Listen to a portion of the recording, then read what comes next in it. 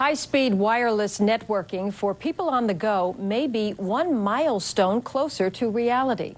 A Bell Labs invention that started with a set of equations is now being tested in a set of silicon chips. Science and technology correspondent Patrick Regan has the story.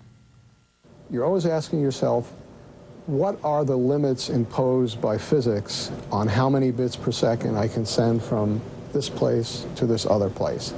Posing an old question in a new way led electrical engineer and mathematician Gerry Foschini to invent a technology called BLAST, now a contender in the race to give mobile customers access to high-speed data services.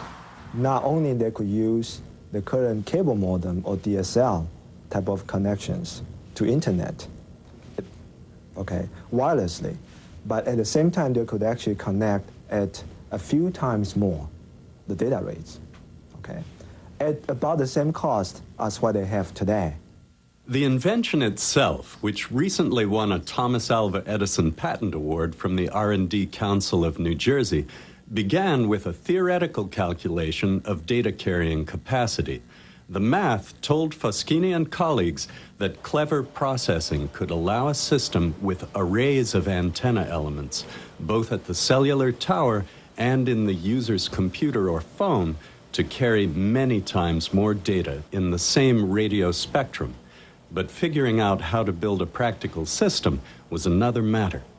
And then one day I noticed that each term in the equation was like a certain processor that people knew about. And I said, wait a minute, maybe there's a way to break this down and make the processing that we do be precisely as indicated by the mathematics in this equation. All of a sudden, people had a new dimension of increasing the bandwidth, the data rates, without having to use more spectrum, which is very, very limited. So that was kind of the beginning of a new field.